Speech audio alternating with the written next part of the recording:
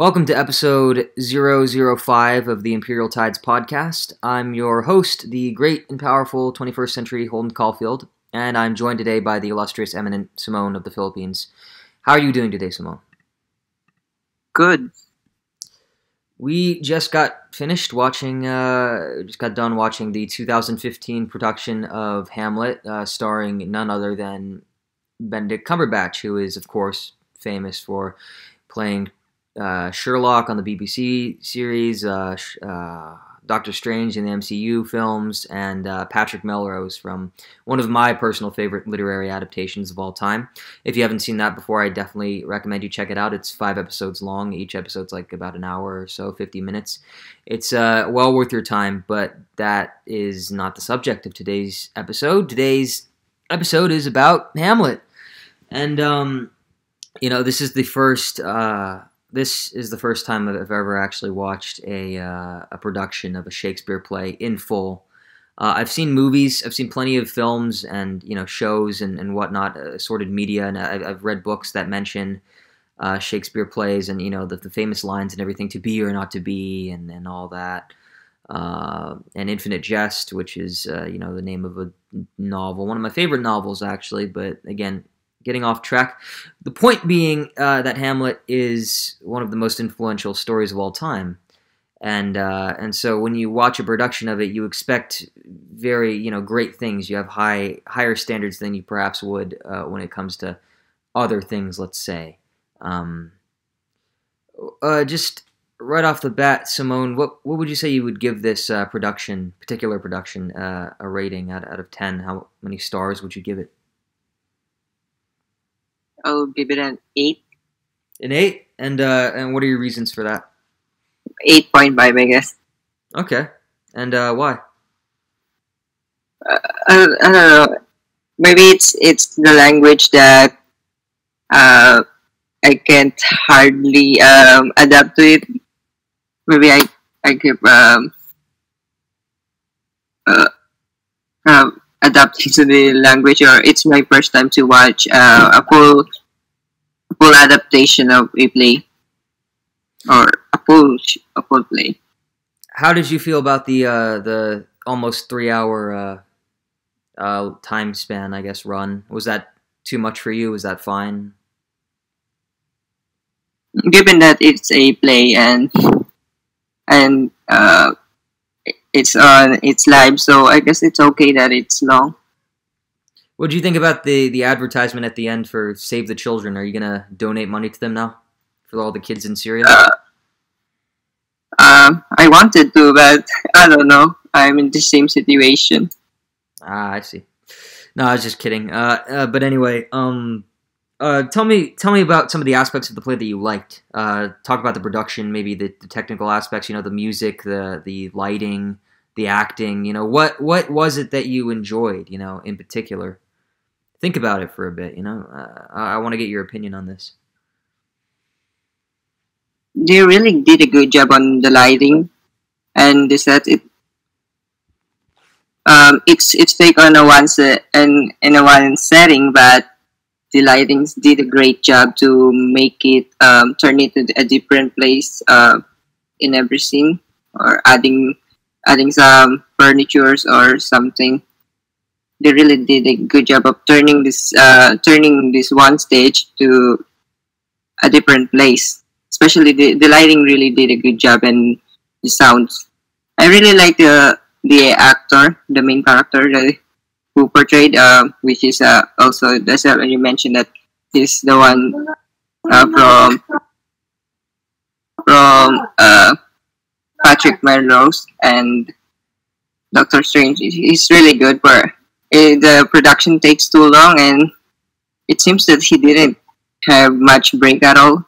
It's really great. He's really good at doing his stuff. Yeah, Benedict Cumberbatch was definitely the best part of this. I mean, to be able to put up, for pretty much like 3 hours unmitigated, without any breaks or anything. Yeah, he has a lot of endurance, great stamina, and he delivered his lines very well. I really enjoyed him. He was my favorite thing. He's what saved this production of the play for me, because I'm going to be honest, I didn't like it as much as you did. I'd have to give it somewhere around like a 4.5 to a 5 out of 10, if I'm being honest. There was a lot that I didn't like about it at all. And I'll get into that in a second. But I will just say, right off the bat, the music was good. The camera work was good as well. When it needed to be intense, they did a really good job of it. Like what I really especially enjoyed was the scenes where Benedict Cumberbatch, Hamlet was talking to himself and addressing the audience, but really just doing his monologues, and the lighting would go dark, and the spotlight would focus only on him, and the music would get really intense, especially towards the end. My favorite scene would have to be the duel at the end between Hamlet and Laertes, where the music just pumping, and that you can hear the bass and the sheer, I don't know, the volume of it, because it's because it was in a stage, so you could hear just how I guess high quality, high tech the audio was there. They did a good job with that. On most technical aspects, I'd have to say it was very solid, very well put together. But there are a lot of problems with this production, I think. There's just a lot that pisses me off. I didn't like how there was no consistency in the kind of costumes that everyone was wearing, in the set pieces. It came off as very pretentious and self-indulgent to me. For example, the character of Horatio, it's like in this one, he's like a hipster Horatio, and it pissed me off. It was like, he was very punchable, He had those, he had hand tattoos and like a plaid shirt and the fucking Ray-Bans on. He looked like just some random guy. Like, I don't know, you could see millions of him walking the streets of LA and shit. It's like, this is not, like, it's just, it seems very self-important to me, And then also when Cumberbatch was wearing the David Bowie shirt, and how, Ophelia had a camera with her, and how some costumes are from like the 1920s and some are from, now, and some are, and none of it had anything to do with the original aesthetic of the time in which the actual play is set. It didn't bring me in that way, and it pulled me out. It pulled me out. And also, I mean, maybe this isn't, their fault, but like, did you notice how much the audience was coughing throughout the play? Simone, did you notice that at all? Because it really bothered me. Yes, it also bothers me. I don't know. Maybe thanks for reminding me about the costume. I also noticed that part that I don't know what era they're set in. They didn't give me the exact era that they're set in, because let's like you say, they're having camera from the late centuries to the present. The t-shirts and everything. I noticed that part, and I don't know, it's confusing. Did you like it, or did you think it was annoying? It's annoying, to be honest. I don't know. It's some parts. It's up. It's up. They doesn't mention the consistency. So I don't know what should I view it or place it into my mind that it should be set in some late centuries or in the present century, or it doesn't give me a sense of where is it really set in. Yeah, that's the costumes. Right, yeah, exactly. And I just, just some of them were really lame too.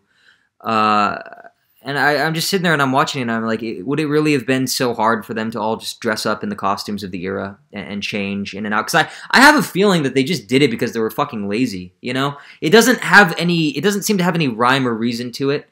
It seems like some postmodernist crap, is the thing about me. Like, it's fine if you want to have a personal take or like a special take on something like this, because especially with Hamlet, too. It's been going on for hundreds of years. I get that, tradition is nice, but I get that people want to try to change things up every once in a while. They want to modernize. They want to have their own take on things. But what I find most insulting about the way they did it here is that it doesn't seem like there actually is a reason for them to have done this. It seems self-indulgent, and it seems like some weird inside joke among the members of the cast and the crew.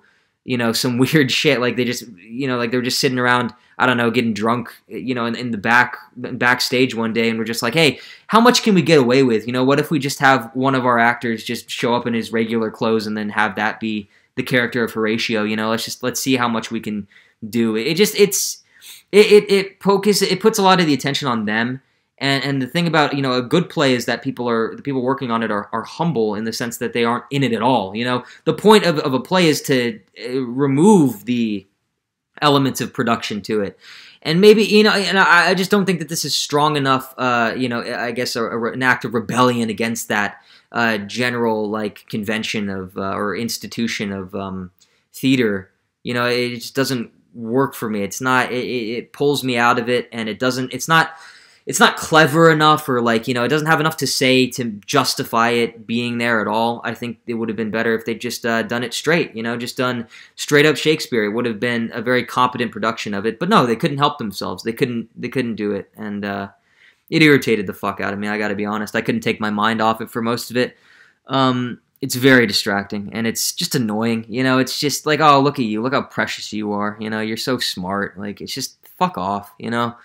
I have a feeling that they just included it as a way to stand out, to rebel against the conventions of classical theater or whatever. They wanted to be, the people working on this, they wanted to be like the cool theater generation who appeal to all the millennials and bring them into Shakespeare or something. It's just fucking shit. I don't know. Is there anything else you want to add to that, Simone? Maybe, I don't know. I just base my pre-rating because I never seen a full production before, or we did it at school, and so it's so crappy, and it's much way better than a different play. I guess we did a play at school, and it's far from the production team here, so I give it an 8 because I appreciate their effort. But I don't know, maybe I'll change my mind considering the other aspects of it. So this doesn't bother you as much as it does me, is what you're saying? It bothers me because it didn't give me, for example, in the first 1 hour of the film, I'm preoccupied browsing the internet or looking for what's really happening. I don't know what's really happening at all, or what's the name of the characters. I can get a grasp of what's happening in the first part. So you said you had to look it up in order to find out who the characters' names were and stuff? Is that what you said? Yes, I did it. Ah, I see. Well, that's a debate. I don't know. I don't know if that's really like a cut and dry thing. Because I was about to say that that's a mark of a poor play. But then again, with something like Hamlet and with something like Shakespeare, it's a little more complicated because it's so well known and it's so influential, and it's such a major part of the I guess the cultural consciousness, the global cultural consciousness.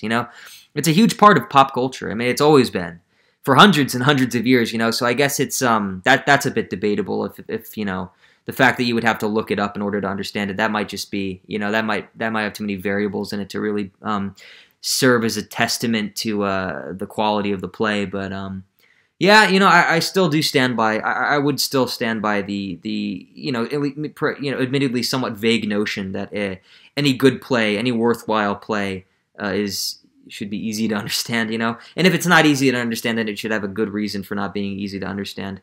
Which brings me back to the whole thing about hipster Horatio and the camera and all that shit. It's like, if there's no real reason for it, if it's just there for the sake of being there, then I don't like it, and that's just my opinion perhaps. But there has to be a point for me. There has to be an aesthetic reason as to why you put that there. It can't just be, oh well, we just wanted to be different, we wanted to just put it there. There's no real reason for it. It's distracting as fuck. So it's like, if you're gonna incorporate it into the play, into the production, you need to do so in a way that's actually meaningful and significant and has something to it. Like, there has to be a reason. There has to be a fucking reason. And there wasn't a reason there, and that pissed me off. It was really fucking annoying. But, anyway, let's get into some of the more, let's talk about the actual story now itself. So I guess to start, based on this production of the play, would you say that the story was compelling enough to where you would watch another production of Hamlet in the future? Or was one enough? I think I need to look for other production because this one, by reading the synopsis on the internet or the Wikipedia article, it doesn't act that way. For example, the acts, it didn't play the way that it should be. Yeah, I guess. there's supposed to be 5 acts, and they had two. They had two really long Yeah, ones. Yeah, it kind of went on for too long. It wasn't well paced. There weren't enough breaks in between acts. That was one of the things I was going to bring up as well. yeah. I didn't see that those things are really happen, or I just realized those things that happen because I browsed the internet.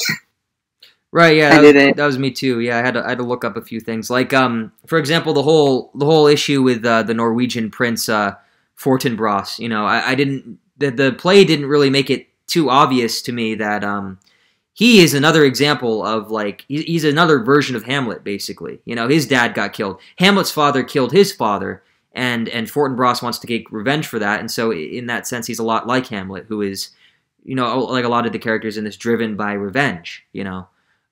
Same with Laertes, whose you know, whose dad was Polinius, the old man who Hamlet mistakenly kills, thinking he is Claudius, you know, the treacherous uncle. You know, it's all part of that, but I wouldn't have gotten that specific dimension of the theme of cold blooded revenge and whatnot if I hadn't read the synopsis. And so it's a bit of a shame, you know, it's a bit of a shame that the production didn't take the time to draw attention to that and make it more obvious. But maybe that's more my fault than the plays. So, or the production. I keep saying, you know, but the production is the specific instance of the play. The play is the more general, the overall work. But yeah, that might be more on me than the people working on it or whatever. You know, so I don't know. I won't use that as a way to like dock points or anything. But yeah, I, go ahead. I agree with you. For example, the Norwegian report, when he appears in the last part of the play, I didn't know who he is Yeah, or exactly. Yeah, what's his significant role in the film, and I didn't notice about the. It didn't give much emphasis about the Norwegian kingdom issue or something. It just just out of the story. I think they didn't give justice regarding that part or portraying that part. I just understand it because just like I said that I browse the internet. yeah. So I thought that too, because there's a whole, you know, because that's in the background the entire time. There's a political aspect to the story. You know, this conflict between Norway and Denmark, these tensions, these rising tensions, and the play didn't really do. I don't think this production did a good job of making that known. You know, when you look it up, it's like, oh, hey, it makes sense. It fills in the blank, but the blank is there from this particular production of it. It's just like they didn't talk about it enough. They had a few conversations. I mean, I remember the scene where Claudius talks to some representatives from Norway, and they seem to be coming to some sort of peaceful agreement. And then, of course, they mentioned the whole thing with Poland and how Norway, the Norwegian army is going to go through Denmark to get to Poland to fight them because they dislike Poland more than they do Denmark. But I wouldn't have gotten any of that unless I'd looked it up myself. So, you know, I don't know. And especially if this is going to be something, if this is the kind of play, if this is a production that's supposed to introduce like a whole new generation to Shakespeare and everything, and to Hamlet specifically in particular, it should probably do a good job. It should probably be able to explain it within itself. You know, you shouldn't have to go to supplementary resources in order to fill in all these blanks. I think that is so, you know, I will take back what I said earlier. I won't be as charitable as I thought I was going to be. I will have the dock points from this particular production for doing that, because it's a sign of incompetence. You know, it's like your job is to tell the story, and it's like if you can't tell the story yourself, I shouldn't have to work twice as hard to make it understood. You know, it's like you should have that all in there on its own. It's literally your job, you know. And there was a lot of other incompetence as well. I noticed that the subtitles were, you couldn't get rid of them, and they were also wrong a lot of the time, too. Like, the timing on those subtitles was shit. A lot of the words were off, you know. Did you notice that at all? It was very distracting. But you know, that's also... Yeah, go ahead. Yeah, I noticed that it doesn't... The subtitle that doesn't match what they are saying most of the times, or it only appears a second and then it's another a liner line will appear. It's up. Yeah, right. But you know, maybe that's going a little too far for me, because we did watch this for free on YouTube, so that is part of it. Obviously, I could also complain about how fuzzy this video looked at times, but that's not at the core of the production itself. So, got to be careful here. I think, yeah, I got to be, got to make sure that we don't dock points for things that aren't, or at least I have to make sure I don't dock points for things that aren't really at the fault of the core production itself. Personally, I think the production has enough issues on its own without these other extenuating factors and whatnot. But anyway, to get to the core of the story itself, let's talk actual Hamlet now. Let's talk the play, the narrative, what's going on. I don't know. One of the big controversies is whether or not the ghost of Hamlet's father was real or just a figment of Hamlet's imagination. What do you think, Simone? What's your take on that? In the first part, it seems that it's real. But in the second part, when his fathers appear in front, when he's talking into his mother, it seems that it's all just in his mind. His father just appeared only in his own mind, and he's not really a ghost or whatever. Why do you think that is?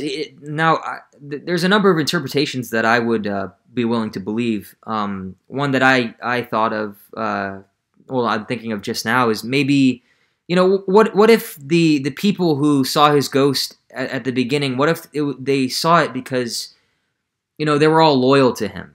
You know what I mean? The two soldiers and Horatio and Hamlet, they all cared about King Hamlet, the father, They had loyalty towards him. They had a lot of affection for him. They loved him, And then Gertrude, who is Hamlet's mother and who is sleeping with King Hamlet's brother, who killed him now. What if the reason she can't see him is because she's betrayed him?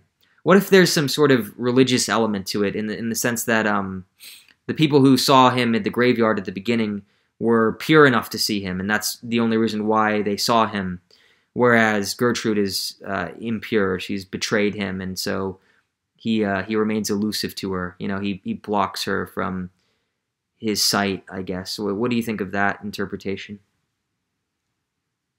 Great interpretation, I guess.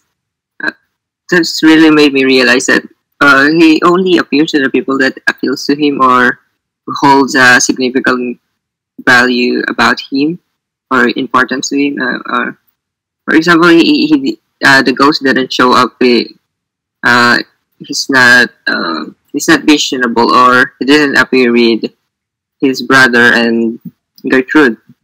So I guess that, yeah, I agree with you that it could be more on the religious aspect. Okay, but here's another interpretation. So we've got that one, But what if we're not meant to take it so literally? What if the ghost simply represents some longing for times past, for a different kind of kingdom before all this corruption came in? Because with the character of Claudius, of course, he's pure evil. He's selfish, he's power hungry, and he commits this grave sin, this Cain and Abel, type situation. He makes that happen in order to get power, and he's steeped in it, and that's.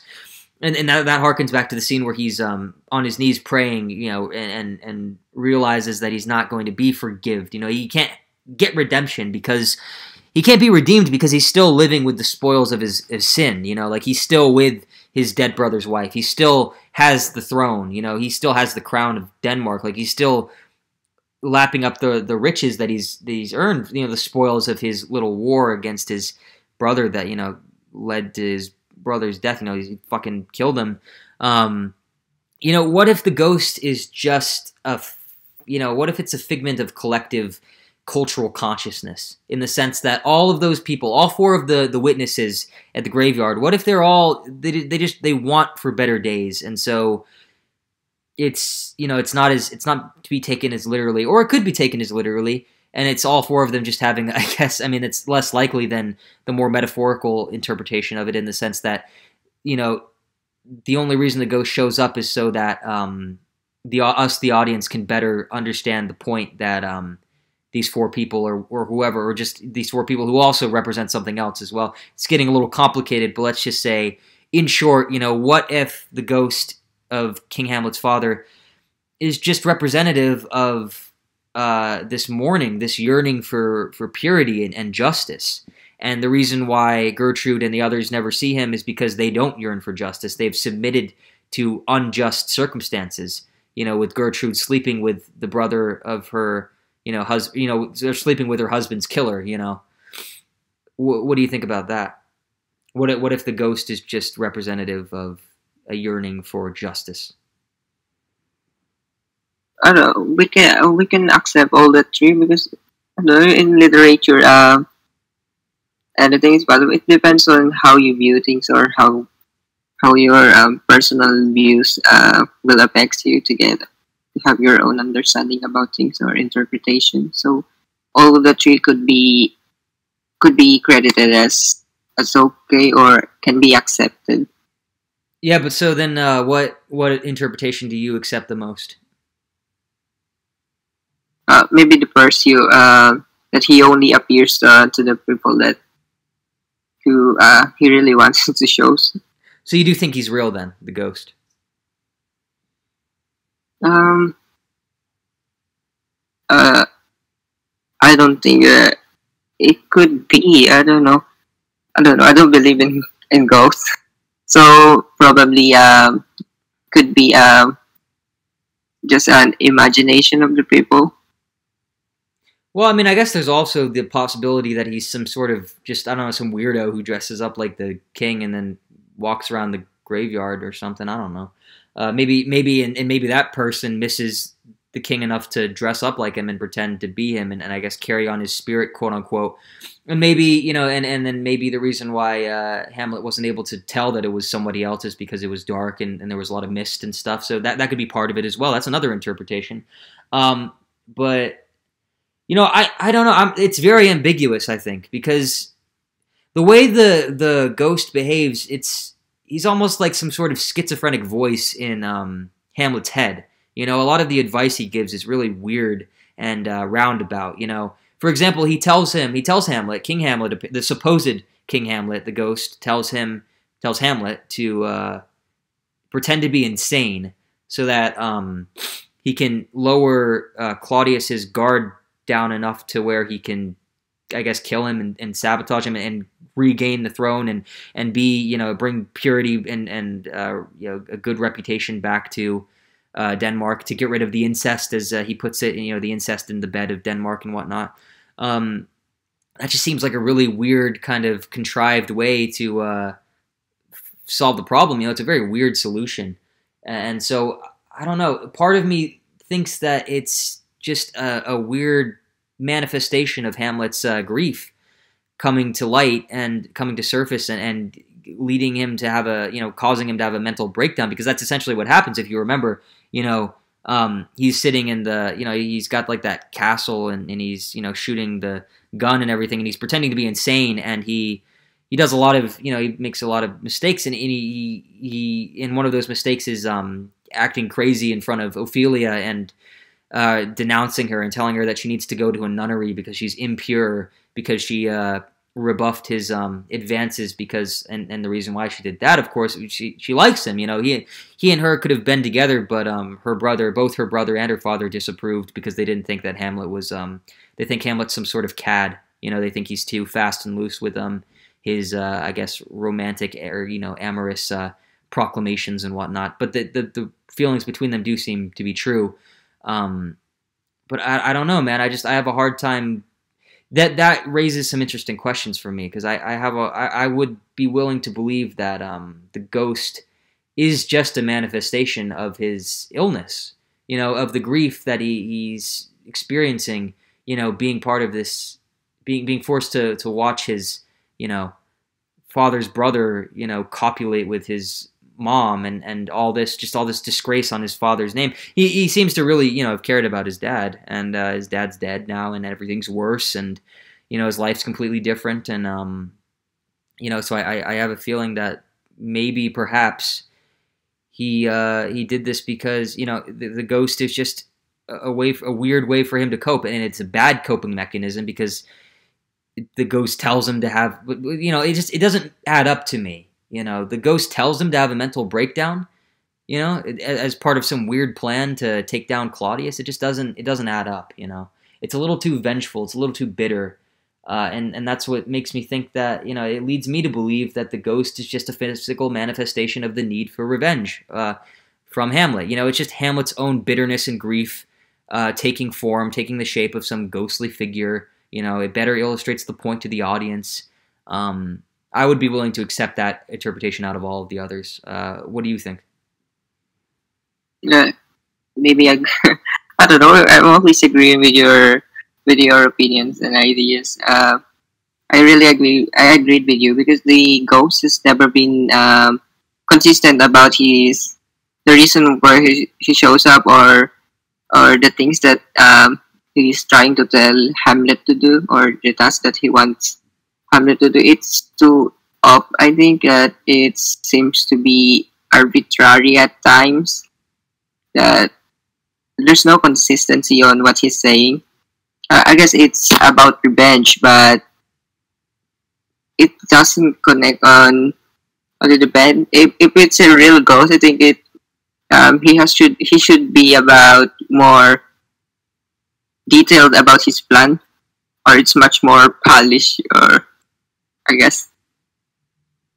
Right, but then again, someone could argue with you on that point. They could say, well, you know, the connection between the spiritual and the physical realm is a bit complicated. It's a bit murky. Maybe we don't understand death enough in order to, you know, I guess interpret it properly. And maybe, you know, someone could argue that the only reason Hamlet messes the plan up is because he's not good at interpreting death because he's human, perhaps, and you know, we don't understand mortality. I mean, the whole and then that does connect to the play overall, because the play really is it's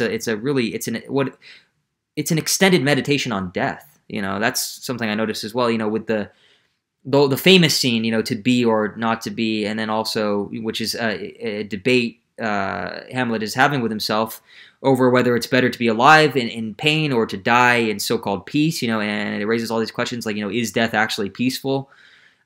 Is it preferable to live on and to try to get over, you know, your grief or whatever adversity you're facing in life? Or is it, you know, is it easier to just take is it better to just take the easy way out and die? And is death a release, or is it worse? You know, which one is better? That's the whole debate that's going on there. It's, you know, proto-existentialist, I'd say, perhaps. But then there's also the whole scene in the graveyard with the skull of poor Yorick, who was a man of infinite jest. Again, that's the title of the book by David Foster Wallace. That's where that comes from. And then that's a whole thing about, you know, like, should we, oh God, I had a point, I completely forgot it. But, you know, with Yorick, it's like, what kind of legacy do we leave behind? Is our lives really, it's basically, is that all there really is? You know, is that really all there is to life? You know, you die one day and that's it, you're ashes eventually. And then that also, and see, these all tie into other aspects of the play, because then that whole thing connects to the whole monologue he gives, what a piece of work a man is, where Hamlet starts out by praising the good qualities in humanity, but then gets a little more, you know, negative as time goes on, and then it ends with him just, you know, deploring the state of mankind, the condition, how limited we are, how weak we are, how ephemeral our time on this earth and this universe really is, and whatnot. Lots of interesting things that you know, come up, but I guess to focus to organize, to recalibrate the conversation a little more here, let's go back to the issue of the ghost one last time.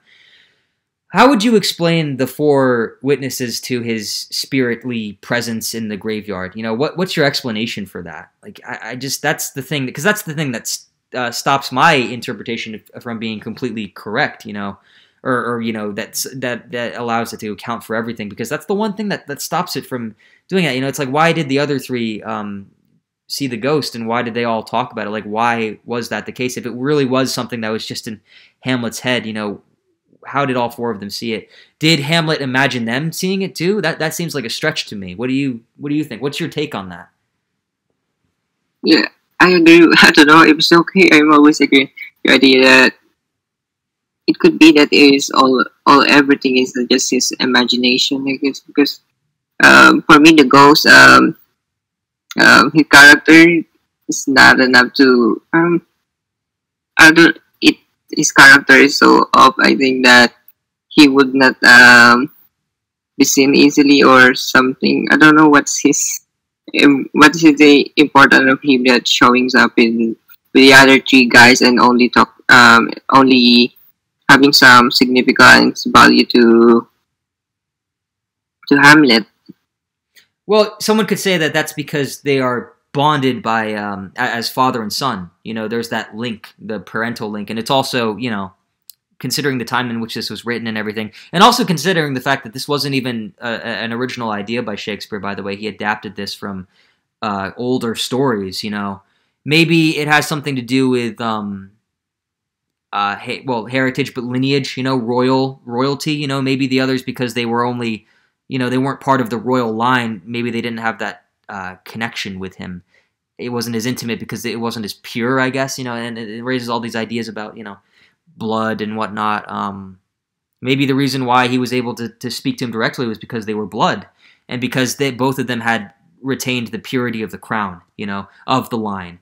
Whereas, again, going back to Gertrude and her betrayal and everything, she had forsaken that, and so he does not make himself known to her, you know, because she doesn't deserve it. She's not deserving of it because she's betrayed it. She has forsaken his goodwill. Is there anything else you want to add on the debate about the ghost before we move on to some other aspects of the play? I think I leave it I leave it that way. I'm so confused about that ghost. It is confusing, yeah. It's very ambiguous, and that's what I like about it. You know, that's why people still talk about this stuff today, because Shakespeare did not leave any easy answers. So, moving on to some other aspects of the play, the story now. Why do you think it was that Hamlet hesitated to kill his Uncle Claudius when Claudius was on his knees in prayer? You know, he had him there. He was ripe for the killing, but he refused to do it. He took out the sword and then he put it back in. The dagger. He took out the dagger, then he put it back in, and then he left. Why was that? Why was that the case? Why couldn't he just kill him right there? On my own interpretation, it could be that he wants more suffering. He wants his uncle to suffer, to experience more suffering the way that his father did. But in the Wikipedia article that I had read, that it holds a significance about the religions, which is that if Hamlet killed his uncle while begging or praying on his knees, he could get to heaven, while his father will be stuck in the purgatory. And why do you think why do you think his dad would be stuck in purgatory if he just killed him right there? Because no, to be honest, he's the only one who cares about his father all this time in the story. So I don't know. I don't know if this about the religion that to be able to leave the purgatory, there should be some people that a lot of people that will pray for your spirit so that you can move on to heaven. Ah, okay. Well, the way I saw it in that was he couldn't kill him because his uncle was begging for forgiveness, you know, and to deprive someone of their chance to repent would be sinful, you know, according to this kind of Christianity. It seems to come from, you know, like Scandinavian, like Protestant Christianity, maybe, I think. So it's a little harsher, it's a little different, you know. They're kind of extremists, not today necessarily, but back then is what I'm talking about, you know, this old school kind of Christianity. I think that might have something to do with it. But there was another interpretation of it, actually, that argues that the only reason he does it is so that Shakespeare can keep the play going, and it's just kind of a bad excuse to have the story not end right then and there. What do you think about that? What if Shakespeare just did it to be, I guess, lazy and keep the story going? Yeah, that could also be a good debate about it. Because if his uncle died in that scene, the story will end. He already gets the revenge that he wanted. Yeah, it wouldn't necessarily. I don't think it could necessarily end there though, because maybe he could kill the uncle, and then there could still be a story about the fallout from actually getting it. Maybe there could have been a whole thing about how he got his revenge, and then he didn't actually want it because it led to bigger problems, or it just made him feel guilty. It made him worse than his uncle, in terms of, I guess, vileness or whatever, bitterness, contempt, so on and so forth, selfishness. But I mean, obviously, if that's now we're entering into a bit more of like hypothetical territory, in the sense that that version of Hamlet doesn't actually it doesn't exist. Shakespeare didn't write that, or at least as far as we know. But anyway, to keep it from getting uber complicated, yeah, I don't personally, I don't agree with that sentiment that it was just some goof or something, some inconsistency, some laziness on Shakespeare's part, because again, it raises all these interesting questions about religion and about salvation and repentance and whatnot. Like, I feel like the moment was too important to be a mistake, simply. I think he did that on purpose. I think it was deliberate. I think it was intentional, as a way to raise all of these interesting questions. Same with the ghost. I think it's all deliberately ambiguous because it makes you think about these things, and it makes people think about them in different ways because everyone has a different interpretation coming in. They all have different opinions. They pick up on different things. We interpret this all differently, and so I think, and even if it is a mistake, I think it's enough to the point where it doesn't matter. I think it's significant enough to be forgiven. What do you think? Yeah, I guess it's this play is there's a lot of things, ambiguous things about this play. I didn't maybe I didn't I changed my mind. I didn't agree with the fact that killing his uncle would be the end of the story, because it's a Shakespeare. It's a work of Shakespeare, so it couldn't be that way. Shakespeare, we know Shakespeare is Shakespeare. Yeah, he is. He certainly is. And that's kind of the problem, too, is that he has such a reputation. It's kind of hard to analyze him objectively, because you're always kind of worried that you're going to do him some sort of injustice, by not interpreting him correctly or whatever. But, once you move past that anxiety, I think there are some interesting conversations to be had, like the ones we've been having for the past 40 or so minutes. But, yeah, I don't know, man. I don't know what I would go with on that one. That's a little more dubious for me. I would probably say that he just didn't... Because I'm pretty sure there was dialogue for it. I think that's the most obvious interpretation to go with. I think the most obvious one is the correct one in this case. Because Hamlet does say, like, he doesn't want to send his father to purgatory. But he's doing it more selfishly as well. You got to think about, like, the reason why he's doing this, The play, it makes a point of showing that his need for revenge is wrong, and that he is... in a lot of ways, he's worse than his uncle, because his uncle is pure evil. His uncle, without a doubt, is a bad guy. But, isn't Hamlet pretty bad too? Aren't a lot of the other characters bad? Laertes, at the very end for, conspiring to poison Hamlet and sabotage the whole thing because he killed his father. Isn't this cycle of violence and pointless, revenge and bitterness and cruelty? Isn't that the real evil underlying the story? The fact that all these people are, they have such poor reactions to adversity in life and to grief and to death, that they scramble to kind of to do all these, to take their revenge and to get even and everything. What if it's not about getting even though? What if that makes everything worse? And so I think in a way that with regards to why he didn't kill Claudius, I think he did it to prolong his misery, to extend it. And to make him, because he could see that he was guilty, he could see that he was on his knees, begging for forgiveness. Maybe he liked watching him squirm like that and just wanted that to continue. He wanted him to agonize for a bit longer, in this sadistic way that might be, justified, but ultimately Shakespeare seems to suggest isn't, because it leads to all these other terrible things, and in the end, pretty much everybody fucking dies. So it's. I don't know, it serves as this kind of testament to revenge and cold-blooded murder and whatnot not being the answer. You shouldn't give in to negativity, to you shouldn't be as bad as the people who have been bad to you, it seems to me, because that'll just start this cycle. It starts this whole chain reaction that ends with everybody dying. Everyone loses at the very end. But, and but we'll get into that in a little bit. But I was just going to say it's interesting how Horatio survives to tell the tale. In a way, it's almost a bit like I see that as a bit of like a meta narrative aspect to the story, in the sense that he just like we're getting the story now, like we're talking about this hundreds of years after the story was written and after it apparently occurred, happened. It's such a universal story. It's still just as relevant today as it was then because it explores a basic human truth, something that is just a part of us, our nature, who we are as a species, what we consist of.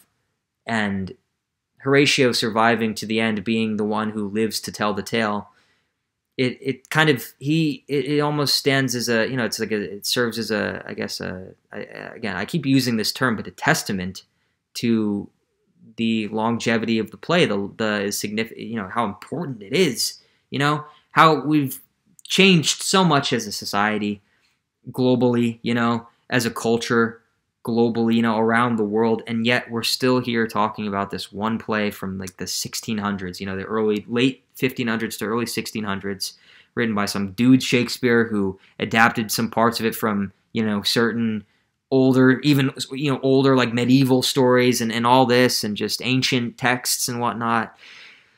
It's interesting.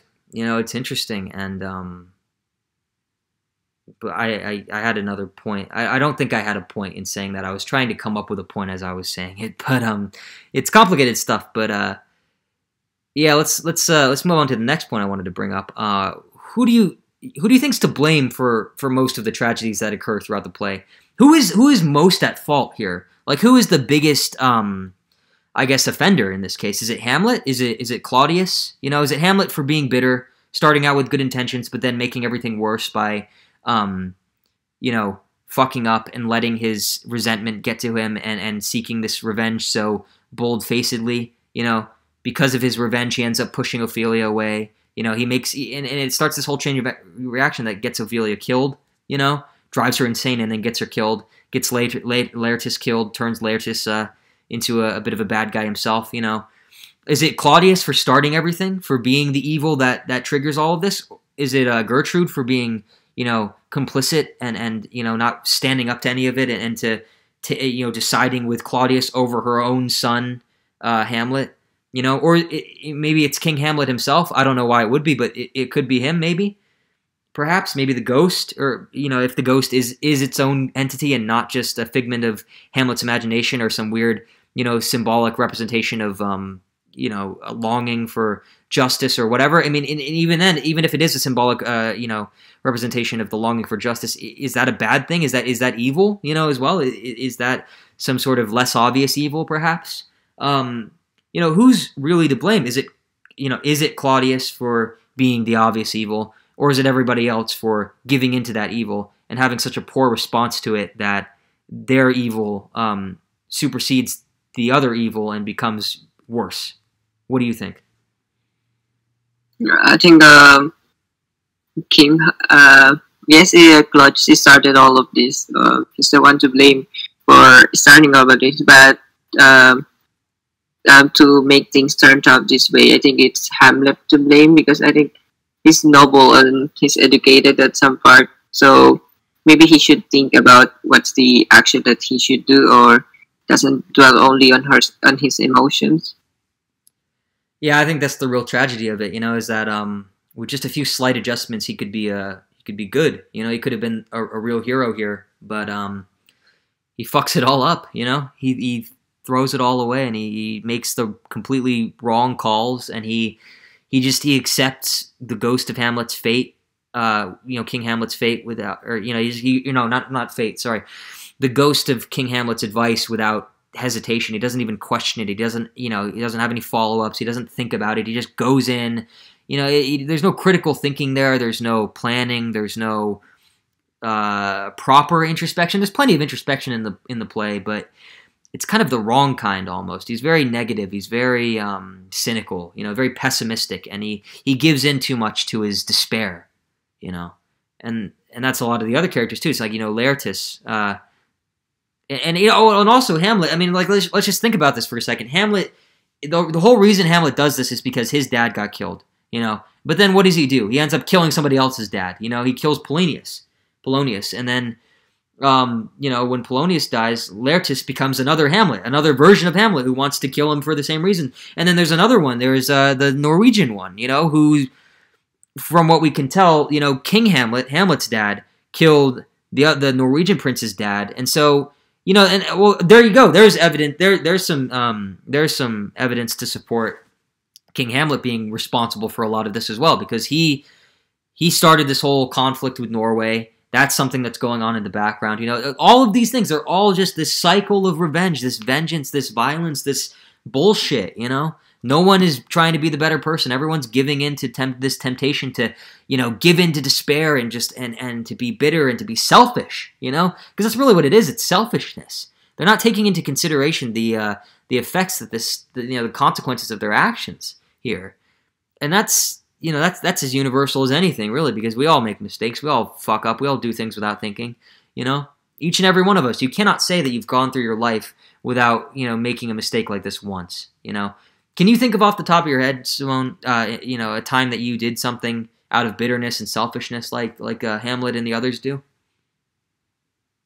Oh, maybe some immature issues at school, I guess. Yeah, exactly. See, so, you know, I mean, you don't even really have to get into specifics for this. It's self-evident. You know, this is something that it's so, you know, connected to us that you don't even really need to put it into words. But it's good too, I suppose. You know, and that's what that's really the crux of this entire thing. And that's what makes it so powerful, and that's why it has such staying power. That's what I think, anyway. But we've been going on for quite some time. We still have plenty of ground to cover, so let's carry along here. So, which do you think is better, in your opinion, Simone? To be or not to be? That's the big argument. You know, to live in misery or to die in so-called peace. And then to follow up on that, is death actually peaceful? What are your thoughts?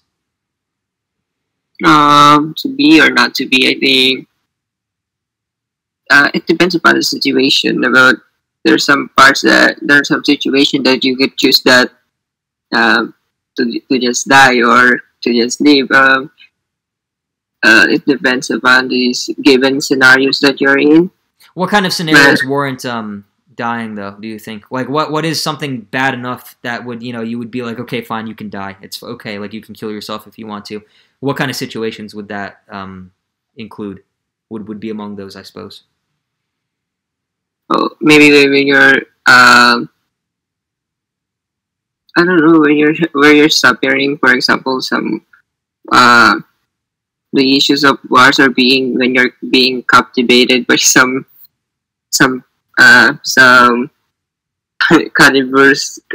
cannibal tribes or something. Oh, cannibals? Some I can gather some ideas about this. So basically just like a hopeless situation where you're probably going to die anyway. Yeah, exactly. Okay. But, I mean, I don't know. Don't you think that's kind of like taking the coward's way out? Don't you think even in a situation like that where you're in the middle of like the Amazon and you're about to be devoured by, you know, cannibals or something, you know, wouldn't it be better to go out with dignity? Isn't that what some people argue? That death is some coward's way out, you know, the easy way. Wouldn't it be better to just face your fate, you know, head on and just take it like a man, you know? Otherwise, you might go to other people would argue you might go to hell if you kill yourself, you know, because other people think that, you know, there are certain people out there who think that suicide is a sin. You know, what would you say to all of them? What's your counter argument, if you have one, or do you agree? I don't know. Maybe there's some holes about this, what I'm saying or talking about that choosing that than to try. I think maybe they should at least try, because still they're going to die, but at least there's a probability that they could live if they try. If Hamlet had tried to live a bit better, if he had tried to move on and be happy and make the best of the situation that he was in, none of this would have happened, I don't think, if he had been the better man, so to speak. So I would agree with the notion that it is better to be as opposed to not to be. because once you're not being, and also death is permanent. We'll get into death, whether death is peaceful or not in a second, but just the problem is that death is permanent. It's not something you can come back from. If your dad dies, it's sad, it sucks. Sure, you're going to grieve for a while, I'm sure, especially if you're close to him as Hamlet seems to have been.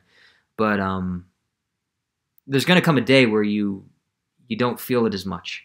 It doesn't hurt as much as it used to, and you can kind of carry on. And there were a lot of things he could have done. At the beginning, it's interesting how Claudius talks him out of going back to school, because that's another thing that could have happened as well. He could have kind of walked away from the situation. He could have just gone to school, put it behind him, done other things, studied, gotten a degree or whatever the equivalent of degree was then, just knowledge, basically acquired knowledge, and forgot about it, or gained the means through which to rationally approach the issue back home. He could have gotten those tools. He could have been smart about it. He could have learned how to better handle the whole thing going on between Claudius and Gertrude and everything in the whole state of Denmark. And he could have come back and been clever about it and not so, indelicate, let's just say. But he didn't, and that's because Claudius talked him out of it. But at the same time, Hamlet could have talked back to him. But then I don't know if that's just Shakespeare writing it to be that way, or if, I don't know. Maybe you shouldn't take that, so maybe we shouldn't be taking, I shouldn't be taking it so literally, but I think Hamlet could have tried a hell of a lot harder. I think all of them could have tried a lot harder, I think Laertes could have controlled himself and not given in to, conspiring with Claudius. I think Gertrude could have stood up for herself, had a bit of a fucking backbone, and chosen her, chosen her son over her, just her her dead husband's brother, now her second husband. It's just, and then Hamlet himself, I guess. I mean, the ghost, King Hamlet, rather. And I don't know if this was just because it was in Hamlet's head or not, but the ghost didn't have to tell him to take revenge. The ghost could have just been like, hey, I may be gone, but, it's okay. Just move on, be good, change the world for the better, just let the evil man, let Claudius, he's going to steep in his evil anyway. He's guilty, suffering enough as it is. Let him be. Everyone's culpable in this. Everyone is to blame, I think. Most people are to blame. Everyone, including even the two friends that he had, even those guys, Rosencrantz and Guildenstern, the two friends that they call back to visit him, they end up becoming spies. They betray his confidence. They everything contributes to this terrible tragedy where it's just a straight up massacre at the end. It's everyone's fault, almost. It's pretty much everyone's fault. I don't know if there is an innocent in this. The only innocent person is Horatio, honestly. And even he was about to kill himself at the end, and it's only through Hamlet's sacrifice that he decides not to. And so then that raises another question, too. I mean, do you think that Hamlet was redeemed for somehow being able to, I guess, kind of partially end this cycle of violence by inspiring in Horatio the need to be, to carry on, to not kill himself too, and to just to move on with your life and to accept adversity as it comes and to just always be moving forward? What do you think about that? Do you think Hamlet is forgiven? I don't know. Maybe it could be that way, but we're not sure about. We're not confident about Horatio if he will continue his life to be. Maybe he could still think of revenge or avenging his friend for what happened. But who would he avenge it on, though? Everyone's dead. I don't know. Maybe the cycle of hatred. Maybe he can be mentally unstable, then do all those steps. Do you think there's any evidence in the play that would suggest that? Because I mean, it's a perfectly reasonable interpretation to have, but I just I would disagree with it because I think the play ends with him. I think the point that Shakespeare's trying to make is that because in the end, the King of Norway, the Prince of Norway rather, who was trying to avenge his own father's death that King Hamlet caused, he ends up taking the throne back, and so everything seems to kind of come around. It comes full circle. The whole issue that started in the beginning resolves itself through this, and justice seems to be restored. So, what makes you think that Horatio would be, would perpetuate the violence if this seemingly ideal situation, the best possible situation that you could get out of such a mess, what makes you say that it would continue, the messiness? Maybe because his closeness to his friend. I think he's the closest friend that Hamlet had. But just like you said, that everything comes in this way. The Prince of Norway come and everything's. He didn't do anything to revenge. I think he's the most lucky one on this part. He didn't have to kill anyone. I think everything's come to him. Right. Yeah. But do you think was part of the reason why you thought Horatio might do that because we're as human beings, like I said, this story is just as relevant as it was, back then, now as it was back then. But do you think it's because we're all we have this thing inside us that causes us to be bitter and to be to fall victim to despair and stuff? Do you think it's a part of all of us, and that's why Horatio might go out and do it because he's lost his best friend and everything, and he's just as human as the rest of us, and he was going to kill himself before anyway? Yeah, maybe. We're just human beings. We're just animals at the end of the day. So it could be the possibility, or it could be the reason for him to resent human beings or to start another cycle of revenge. But I don't know. There's no reasonable thing about it in the end because just like you said, everyone died. Well, let's think about this for a second, though. Let me put it this way: do you think which do you think was more powerful? Which was stronger, Hamlet's sacrifice or this human desire for revenge? Throughout the story, I think the human element to revenge. And what about well? So that was during the story, but what about after it? I don't know.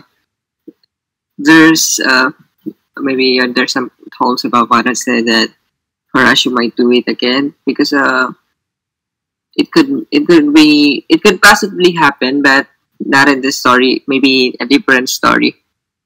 But Horatio doesn't have any reason at all to do it. I see.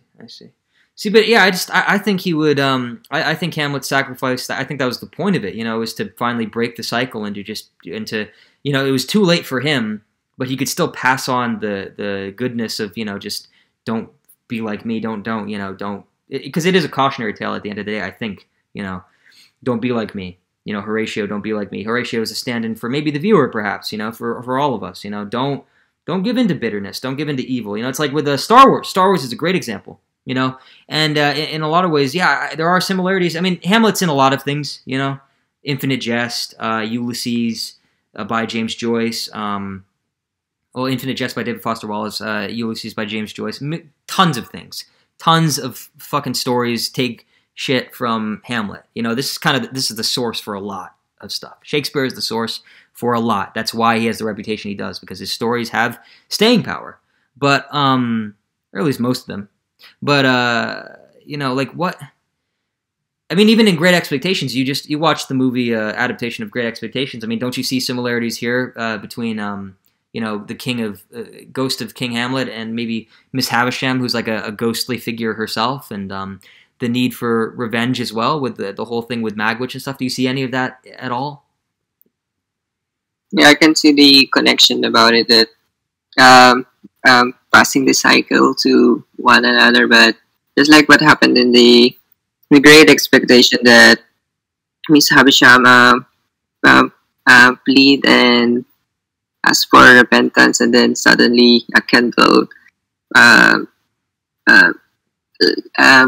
brought her to death. Yeah, but there's also the cycle, right, with her and Estella, because Estella is basically like a second version of her because she passes down all her bitterness to her. It's that same dynamic, isn't it, at play?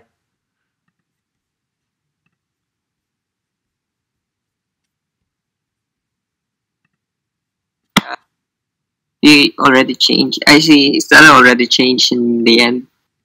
Right. So Yeah. maybe that's already that's the end. The cycle already ends. Yeah, but before that, she was part of the cycle, wasn't she? That's what I was talking about. I didn't say by the end she was still part of the cycle, but before that, she was definitely part of Miss Havisham's cycle of bitterness and contempt for men or whatever, right? Yeah. We can leave that back or neglect that reality. Okay, so there was the whole monologue with we've talked about to be or not to be, the ever famous line. There's another monologue called "What a Piece of Work a Man Can Be," which what a man is, which is it starts off optimistic, but then it becomes more negative, and how we're all going to turn to ash one day, basically. Let me ask you this, Simone. Do you think human beings are impressive or contemptible? And do you have a positive or a negative outlook on the fate of mankind? Let me. You can take some time to think about it. You can think about it. Yeah, write something down if you want to. These are the biggest questions that a person can ask. It's heavy stuff. It's kind of the. Can you repeat about this? I'm still thinking about. Sure. So, do you think human beings are impressive or contemptible?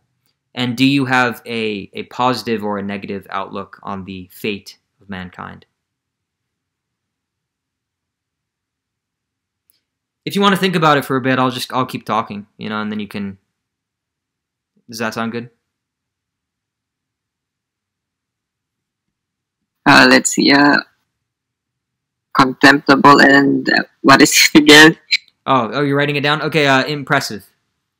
Do you think human beings are impressive or contemptible? I think human beings are. You know what? Think about it for a bit. I want you to really think about this. I'll talk for a couple minutes or so. I'll give you time to reflect on it, because it's probably the most important question in the play. There's a lot of important questions in the play, but this is probably really the this is the kernel of whatever. So my favorite line in the play, ladies and gentlemen, for those of you listening, I really liked "The rest is silence," and that was the last thing that Hamlet utters before he dies. I just thought it was really a great way of putting just how the crystallizing for us this notion, not just this notion, but the permanence of death, and how it's this condition from which you cannot return, and why it is ultimately preferable to be as opposed to not to be, to not be, or not to be. There we go. And yeah, it's really it's poignant. I got chills when I saw that third act, even though the 2015 production is abominable. I will just say that it's shit compared to the actual story. It does a really bad job of adapting it because it just doesn't seem to care, really. And Benedict Cumberbatch is the best part of it, but he's really held back by everything else. Fucking hipster Horatio with his stupid goddamn backpack and his fucking Ray-Bans and shit pissed me the fuck off. I can't. That's unforgivable, And I mean, the only thing I don't really mind, the only change that I don't really mind is the race swapping, perhaps. And the gender swapping, because you know what, acting is a meritocracy, and whoever's the best actor should be given the role. Hamlet could be black for all I care. I'm not one of those people who really gets hung up on these things. At the same time, I would like to eventually, someday, see a production where it's perfect, where it's like true to the exact story. But that's just me being, an aesthetical, I guess, hard ass about this kind of thing, anal retentive, in the sense that, you have a story that was written by a Brit, that's set in Denmark, and before, I'm sure, I think it's historical. It's supposed to be a historical drama within the time itself, too, I'm pretty sure.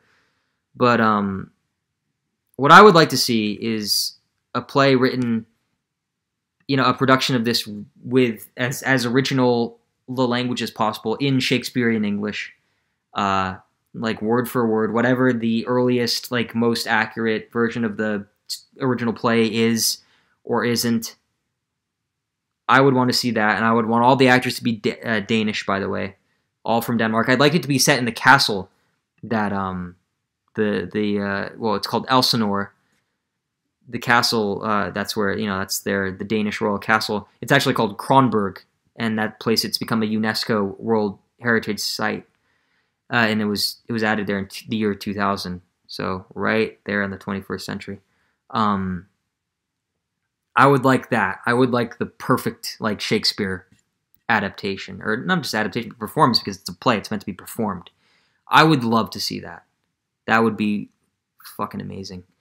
And fun fact, actually, Elsinore is actually the anglicized name of the surrounding town of Helsingør. So there's a town called Helsingør that surrounds Kronborg, which is the castle, the Danish royal castle that is the castle in the play. I would love to see that. I wonder if they have actually ever done that before. I wonder if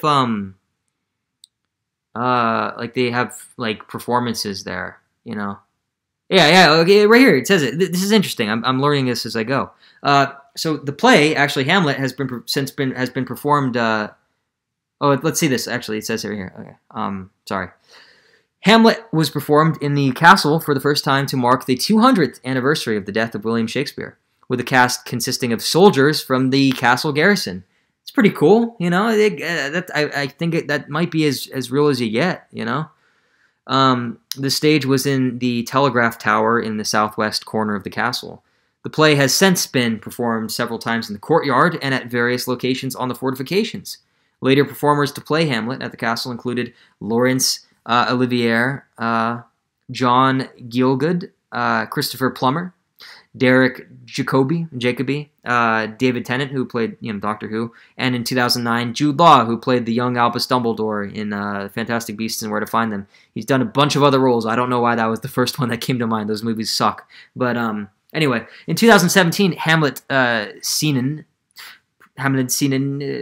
presented a production of William Shakespeare's Hamlet at Kronborg Castle, directed by Lars Roman Engel. The role of Hamlet was played by Siren Melville, who is a Danish actor and musician, and Ophelia by Natalie Madueno, who seems to be Spanish, but that's, it's all right. It's as close as you're going to get, I suppose, with all this PC stuff and whatnot, but, there you go. There you go, people. They have kind of done it, not 100%, but,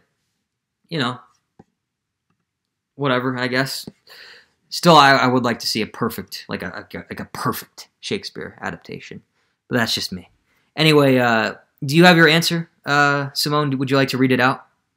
About whether you think human beings are impressive or contemptible, and whether you have a positive or a negative outlook on the fate of mankind. You want to go ahead and read that out for the audience? I guess human beings are impressive. We always have the reason to continue to live, to be. It's just a matter of choice. That's what makes us impressive, because we have a lot of choice to begin with. There's a never-ending choices that lays in front of us, but all we need to do is to be, to live. Given that is inevitable, we just need to change our perspective about life, our approach about life, and that's what makes us impressive, because we have a choice. We could be more. We could be. We could definitely be more. We could always be more. And I think that's exactly what Shakespeare was trying to say. Last question before we close out here. I don't really want to close out, to be honest, but I don't want to keep this going on for too long. This conversation has actually really made me appreciate the play. I mean, what do you think? I think I learned a lot just from talking about it. Yeah, I guess I really liked that we didn't focus much on the graphic adaptation of this play, and we focus more about analyzing it, or articulating it, or what Shakespeare really wanted us to do. That's what he wanted really to do us. That It's happened a long time. It's written long time ago, and still now that we're talking about it. Yeah, Horatio, I guess, did a good job of spreading the word or whatever. So kudos, kudos to him for that. Yeah, I mean the production itself can go fuck itself. With all the stupid costumes and shit, they might as well have just been running around in their underwear for as much sense it made to have that be in Shakespeare. I mean, they might as well just have had the cast, bend down and take a steaming hot shit over a picture of Shakespeare's face for, all the good it did for them to change it up the way they did. Yeah, no, that 2015 production can go fuck itself. Benedict Cumberbatch is the only reason I don't give it a 0 out of 10. But because of him, for him alone, I give it a 5. What about you? What do you want to rate it? I give it a 6.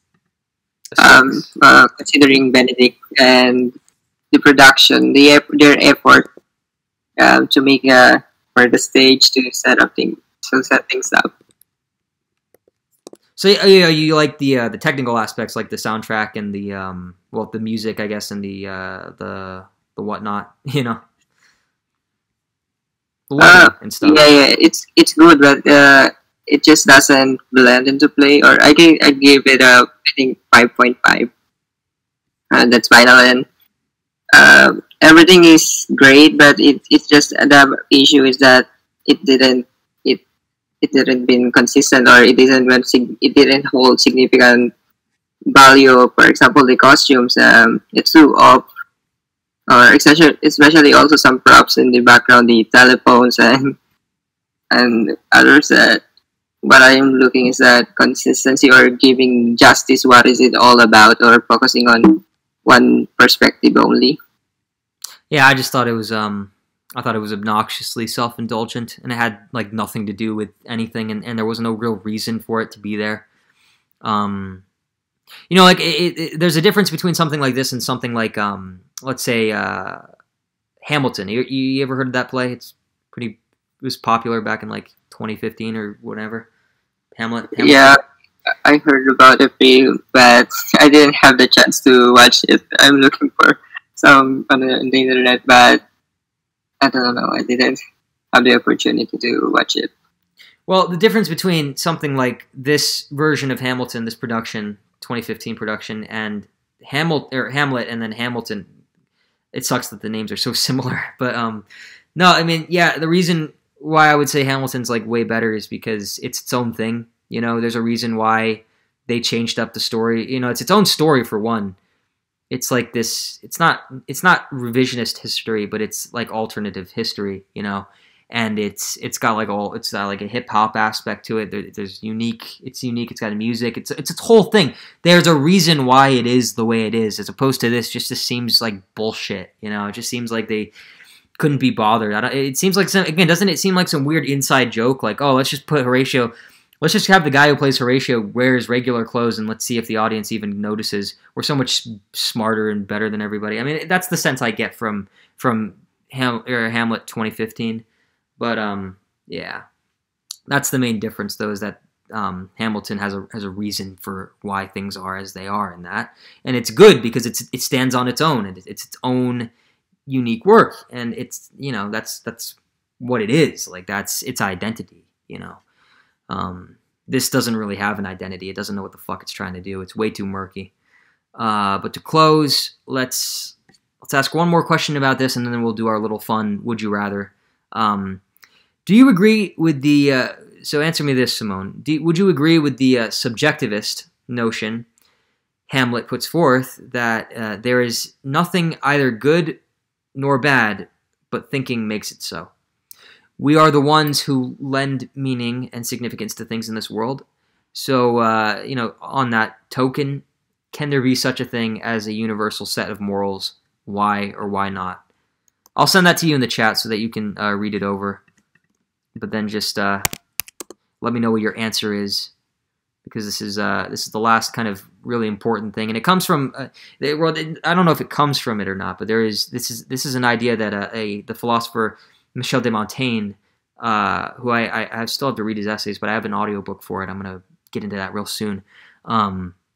it's the same thing he poses where it's, the subjectivism, subjectivity. Is like, are we, like, I guess a simple example would be, we all think it's, most people would agree that it's bad to kick a dog or something, or to beat the shit out of it, to kill a dog, let's say, for no good reason. Not because it has rabies or because, it's going to hurt somebody or whatever, but just because you want to, Most people would agree that it is not moral to kill a dog for fun.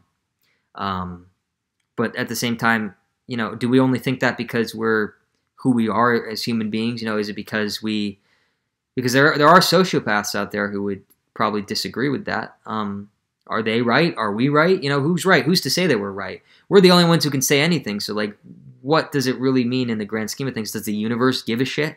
Can there even be a universal set of morals? Because it seems to me like the universe is indifferent. It seems to a lot of people that the universe is completely indifferent. So how much does this stuff actually mean to us if it's all subjective? That's the basic argument here. That's the question that's being asked. Simone, do you have an answer yet? Yeah, I think that it makes sense that, I don't know, that their ability to think, it is the sole reason why things have meaning or hold significance value to us. But it also, maybe it's thinking also is the reason why we continue to live, or to have this set of moral values. So I think that the moral values are all about the set of values that people agree within, or everyone agree with. For example, the culture, each culture has their own values or belief system, and that for them that's just the morals. But I think that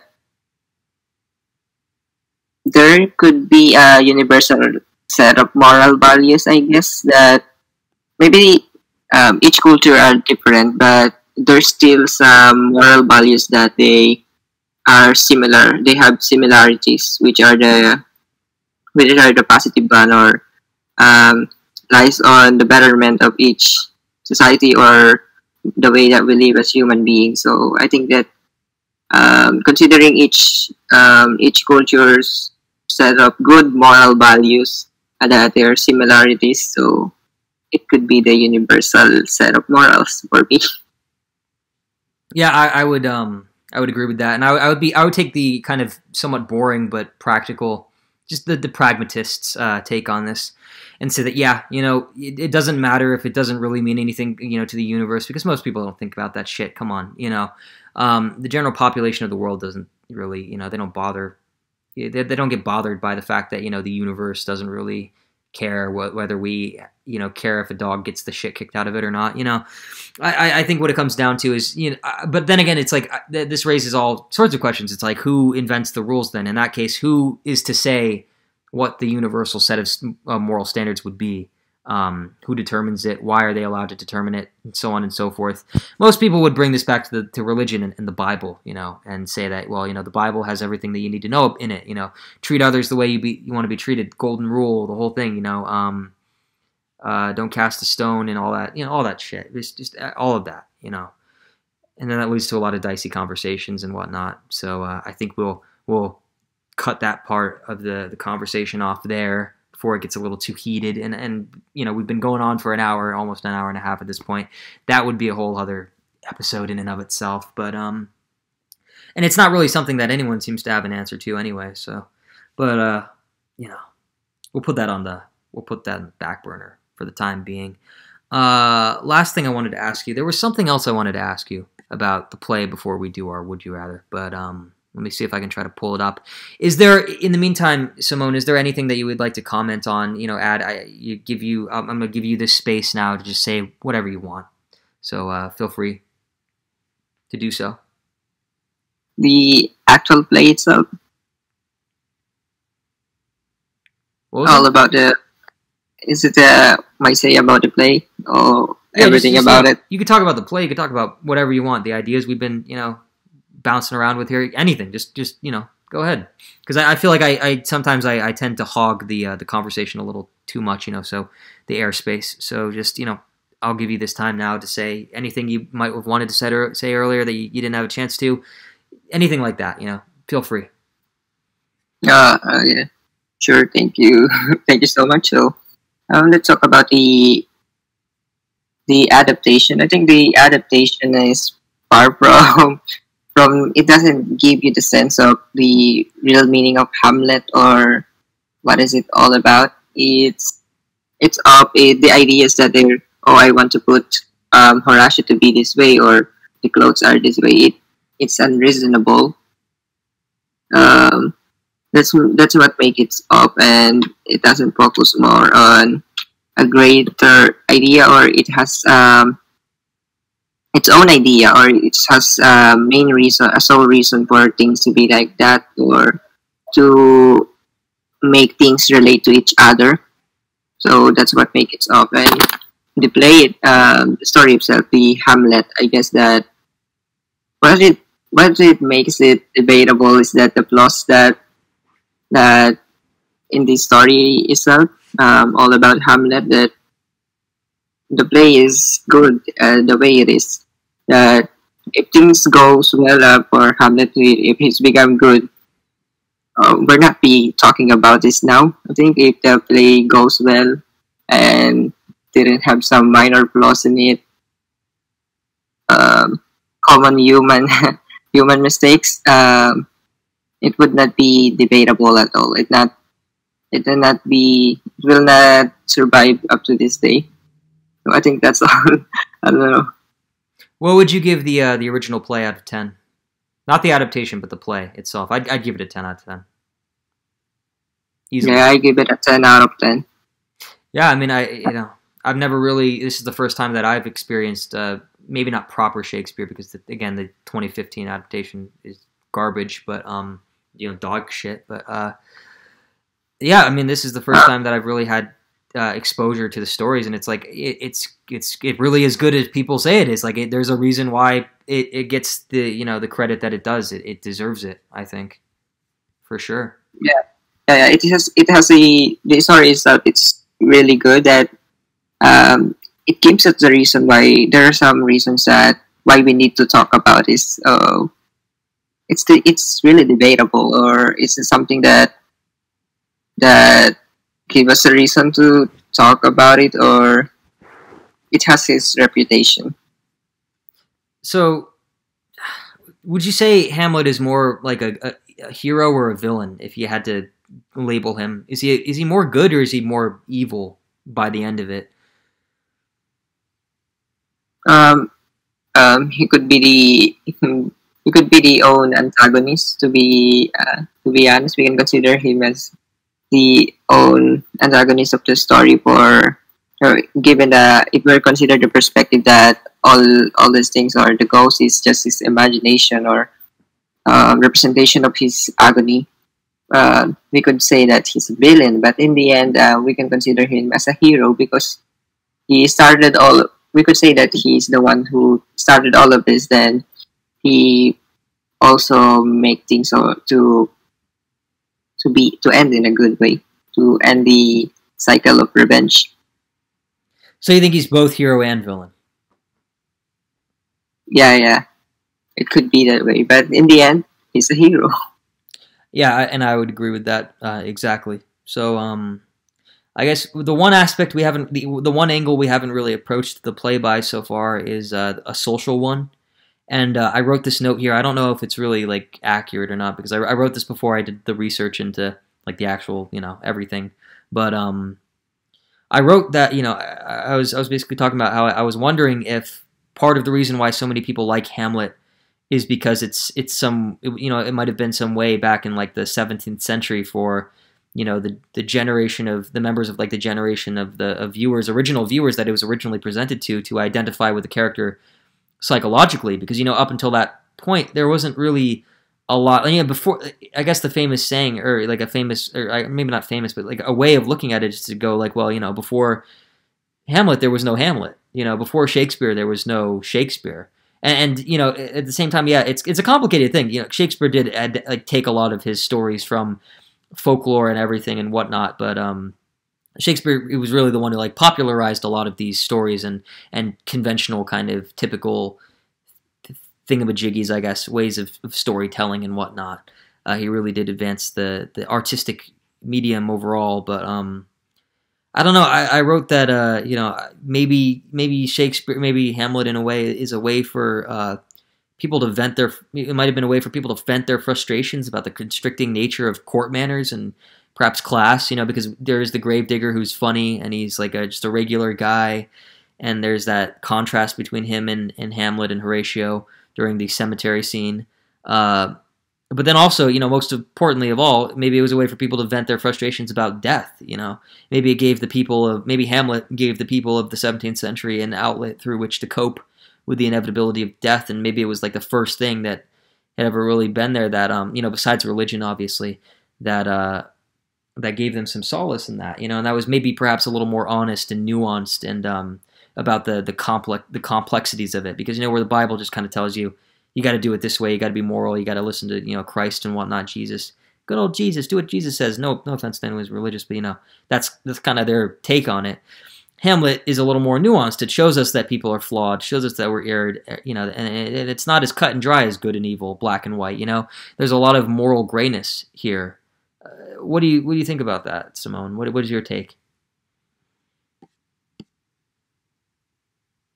Yeah, I think for example, the Bible only talks about it only focuses on the good things that we should do, and this Hamlet given takes on what the reality is, that human beings are not really good in nature, or something that we tend to get carried away by our emotions or the things that are happening in our environment. And I like to say that to be or not to be, it's just no matter. I agree with you that could be a reason for us to check ourselves, or what's the reason why we're living, or what to contemplate or articulate with our own minds things that we should do. Do you think the people who watched it back then for the first time think of it the way we do now? Possibly, I think. For example, you got the same realization as mine, or your realization is similar to mine, so it could be that way. That's what people are still talking about this play. So you think it does have that universal appeal? Oh yeah, in my opinion, for what has happened in almost 2 hour long. Right. Yeah. Exactly. So to close, hour and a half in, let's do our little fun would you rather. So answer me this, Simone. Would you rather relive the same day for a year or lose a year of your life? Can you repeat it again? Would you rather relive the same day for a year, for 365 days, so it's the same day every single time, same things happen every single time, or would you rather lose a year of your life? I would rather to just live it a single day for the rest of a year, and it gives you a reason and a feeling that the living. For example, the things that are happened today. For example, the things that happened in the exact same day didn't go in way in the first time. So maybe you should approach it differently tomorrow, for the day given the reason that it could be repeating throughout the year. Yeah, that's what I was going to say. Honestly, it's like, if you have school that day or something, it's like you don't actually have to go to school, because you'll know that tomorrow will just be the same anyway. It'll just reset. So there are no consequences, really. You can kind of do a lot of messed up stuff. Like you could just like straight up murder somebody. You could like, I don't know, you could like decree yourself like the dictator of the world or something, one day, and then you wake up the next day and it's like, just reset, hard reset, and then you just do whatever you want that day. You can run around naked on Tuesday, and then on Wednesday, I don't know, buy an AK-47, and then on, Friday. I don't. You do whatever the fuck you want. You could snort up a bunch of cocaine and shit.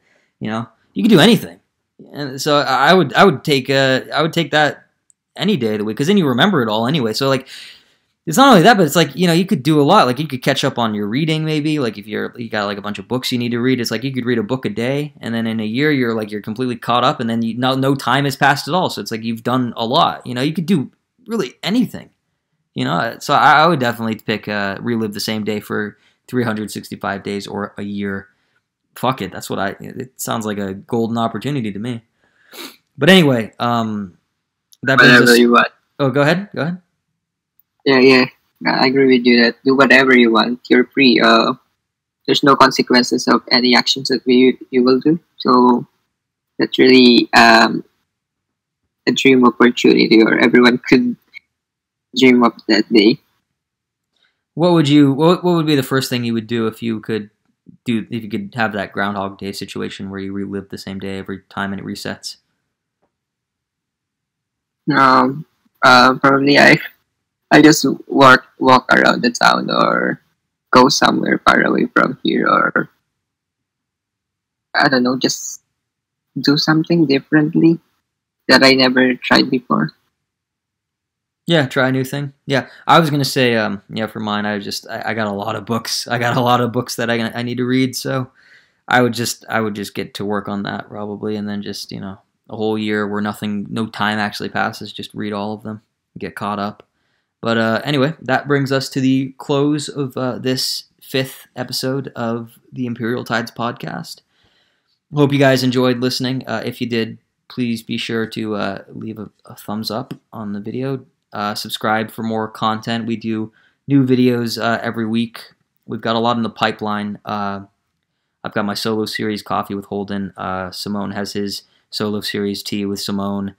And we'll make sure to do plenty more of these. So look forward to it all in the future. Take care. Have a nice rest of your day, and goodbye.